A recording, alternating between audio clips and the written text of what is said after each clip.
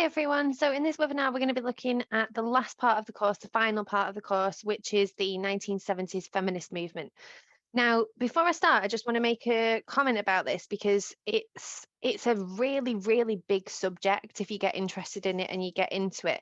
But it is only actually 2 pages in the, as in 2 double spreads in the AQA textbook. It's not a massive part of the course, but I think it's quite a difficult thing to get your head around. I've found when teaching it and when it's come up on exams, and it's come up a few times. It came up this year, so in the 2022 exams. So, pardon me. The because it's the last part of the course, the exam board. Sorry, start that bit again. Because it's the last part of the course, it does come up as much as any other part of the course, but people may not pay it as much attention as it maybe deserves, or I definitely feel it deserves. There is a really fabulous program on BBC iPlayer called Mrs. America, which is about this entire thing that I'm going to talk about: the feminist movement, Phyllis Schlafly, the ERA, Betty Friedan. I really recommend you watching that. It is based on true events, but obviously it's got a spin of fiction in it.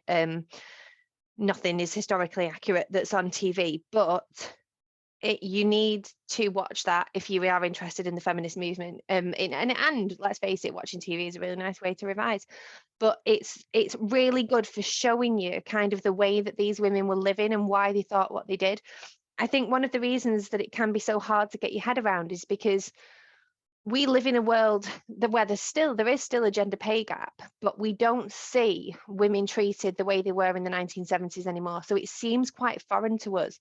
I think with the civil rights movement, we still see massive inequality between races. We see a lot of white supremacists on TV, for example, when Trump was in power. We see a lot of discrimination with the Black Lives Matter movement and George Floyd only a couple of years ago.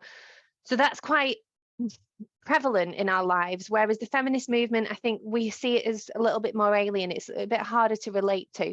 So I would recommend watching that TV program just so you can sort of get yourself into the mindset of those kind of that time and how women were treated and how women were viewed. So let's have a look then at the background of this. So this is during World War II. So we've got 6 million women working in the factories. Now, the problem with this is when we've got a time of peace, the gender boundaries look like this. And I could go on about this for quite a while. This was my special subject at university. So we've got the home front, we've got work, and we've got war. Okay. And the home front in peacetime is where women are. Work is where men are. Whereas in times of war, we have women moving from the home to work and men moving from the workplace to war. So we see that change, but we still have this gap, right? We still have the same gap between each of the genders. So what they wanted to happen when they came back to restore the gender balance and the order of things was that women moved back from the work to the home and men moved back from the war to work. In some cases that did happen, and I'm going to talk more in the next video about how they tried to encourage women to do that. But as with World War I, we see women experiencing this liberation, this new affluence, this new sense of responsibility, of purpose, of having money to spend, not being tied to the kitchen. So some women are very happy to go back into the home, and we need to make that really clear. Not all women are feminists, okay? You really can't think, oh, they were a woman, so they support women's rights. That's not true. And if you watch the TV program, it really highlights that really well.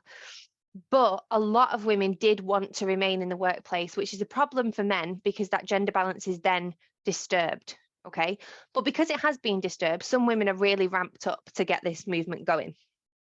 So we've got this sense of independence, and many were unwilling to give this up after the war. By 1960, women made up about half of the workforce. Okay, so this is obviously a decade after the war has ended. We have got women in work, but as we'll see, they're in massively underpaid roles compared to the men. There's another really good thing on Netflix that I can't remember the name of, but I'll find it out and I'll put it in the information with this video. And that's about women in a newsroom in the 1970s. And you see in that TV program how the women are not allowed in the same roles as men. So they're not allowed to write. They're just there as like secretaries, and they get paid much, much less. And in it, one of the women does write a story, but it has to have a male name on it. They won't print it if she has written it, which she has. So we still have massive disparity in these jobs. So even though women are working, they're not earning the same as men. All right. And that's really important. So Eleanor Roosevelt, which is the wife of FDR, pressured Kennedy to set up the Status Commission to report on women in the workplace. So this is to kind of see what's happening with women, what they're being paid, what they're being asked to do, and how that compares to men. So in 1963, it reported that women earned, if they had access to the same job, around 60% less than men for doing exactly the same job. Okay. 95% of managers were men. Now, it's quite unusual that even that 5% at that time were women, because a lot of men did not want to be managed by women because they found that threatening to their masculinity. The majority of work for women was part-time and with limited responsibility. So the idea of it being part-time was that women had better places to be than being at work. They should be out, in the home, looking after the children and so on. 4% of lawyers and 7% of doctors were women. So massive gender inequality in terms of representing the feminine gender in workplaces. And some women could be legally dismissed if they married. And that's a really, we can't imagine that today. So if a woman got married, her boss could say, and perfectly legally could fire her, could say, well, you're married now, you can't work anymore. Your responsibility is in the home. And the husband would back that up, because the gender stereotype then was that women would go home, they would have the dinner on the table, they would cook for their husband, and so on. So it was supported by the men. Not all men. Some men are feminists, not all women are. Okay, we've got to get our minds around that. I think the word kind of makes us think that it's a women's only thing, but it's absolutely not. So these findings shocked many people. It's probably one of those things where they knew it was happening, but they weren't thinking about it too much. It was just kind of like normal. They may not have thought it was only in their workplace, but I think the fact that it was published and made public kind of made some people take more responsibility for it. So in the same year, Betty Friedan wrote The Feminine Mystique, which I do recommend buying and reading. It's not long, which explained that women should have equal rights with men and that they should be able to pursue a fulfilling career. Now, this idea of equal rights, obviously, we've seen in the civil rights movement.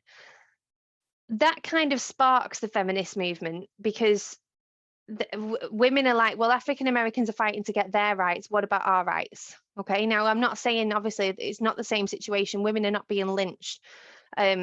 They're not being targeted for crimes, and police aren't not getting, we're not talking about the same kind of fight, but women do not have the same rights as men at this time. So the fight for one set of rights sparks the fight for another set of rights and ignites the passion in these women to do what the civil rights campaigners are doing as well. So in June of 1963, Congress passes the Equal Pay Act. So that means that if you're doing the same job, you get the same pay. Now, the issue with that, obviously, is that women don't tend to have access to the same jobs. And that's the same today. We get equal pay today, but you will find that a lot more men are CEOs of company than women are. All right. So we still have a gender imbalance in that sense today. So the civil rights movement made people realize that other rights could and should be addressed, as I've just explained. So in 1966, Friedan and others established the National Organization for Women, otherwise known as NOW. So if you ever reference NOW in an exam, as with anything with an acronym, you need to write the full thing out first, and then you can bracket it. So you would write the National Organization for Women, put it in brackets, and then from then on you can refer to it as NOW. to demand equality with men and the rights for women to make their own decisions in relation to reproduction. So, for example, abortion. And if you are watching this in 2022, you may remember that in this year, some of the states in America actually made abortion illegal again. Okay, so it was a really big thing that women campaigned for in the 1970s, their reproductive rights, because women were not allowed abortions in the 1970s and previous to that. And they would have backstreet abortions, which were really dangerous for both the mother and the baby. So they were fighting for their own rights in terms of their bodies, you know, and there's many, many arguments around that. So a number of other women's groups were established, and these were collectively known as the feminist movement. So the feminist movement encompasses a lot of different bodies of women who were fighting for maybe different aspects of women's rights. And within the first 3 years, now has 40,000 members. Now, again, as we were talking about in the previous video with the Black Panthers, it's not a massive amount of people that, and it's maybe because not all women supported the feminist movement, but maybe also they kind of felt like, what's the point? You know, we're never going to win this battle, so why would I join? So there's a number of reasons, but within the first 3 years, for them to actually get 40,000 members, that has to be commended. Okay, we could argue that it could be more, but equally there could be a lot less. So they wrote to politicians, they organised large demonstrations, and they took companies to court who did not pay equal wages. So they were trying to uphold this law, as we saw again with the civil rights movement. However, their members were mainly middle-aged and middle class. So they don't have a broad range of women. They may need some high status women, they may need some lower class women, lower aged women to kind of get the revolution going and to make a difference. Younger, more extreme women used a different approach, and they were the women's liberation movement. Okay, so in 1972, the Equal Rights Amendment was passed by Congress, which stated equality of all rights under law shall not be denied by the US or by any state on account of sex. So the Equal Rights Amendment is also known as the ERA, okay? The ERA, the Equal Rights Amendment. I'm really sorry, this pen, I thought I spent a bit of time trying to fix it and I thought that had worked, but clearly not. ERA. Okay, the Equal Rights Amendment. Now, it's passed by Congress, but this doesn't mean that it's ratified. And what that means is it's not passed by all the different states, and therefore it can't be made into law. I'm going to talk about more in the next video, sort of which states supported it and which states didn't. A lot of women are against the ERA. And again, please, please, please, I know I keep saying it, watch the TV show, because they talk about it in Mrs. America really clearly, why some women don't support the ERA. And it's the word equal. It's like they think it means that they're not going to have gendered bathrooms anymore. So they think they're going to have bathrooms for men and women. They think, and this is a really big one because this is all happening during the war in Vietnam, and they think it means that women are going to be conscripted, okay, and that women are going to be forced to work, and that men will leave women more easily because they won't have to pay child support. So there's loads of misunderstandings and really negative connotations to do with the Equal Rights Amendment. And they also think that it's going to take away the rights of women, as I've just said, not to work. And a lot of these women who are against the ERA are housewives and are women who want to be housewives and are really proud of being housewives. And they don't want to be told, you cannot be a housewife, you have to go to work. So there's a lot of misunderstanding around the issue. And that it's a long, long battle to try and get the ERA ratified. So there is opposition. Stop ERA is what the campaign is called, led by Phyllis Schlafly, who is a woman. She's a very conservative woman. Her husband is a conservative lawyer, as they thought that it would lead to women in combat, greater abortion rates, unisex bathrooms, and homosexual marriages. Obviously, things today that we see are really normal. Women in combat took a long time to get, actually. Only very recently did we get that. So it did work, though, this campaign, surprisingly.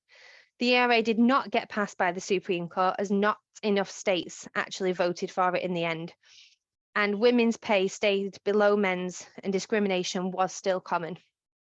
So even in 1985, there were still only 24 female politicians out of 535 in Congress.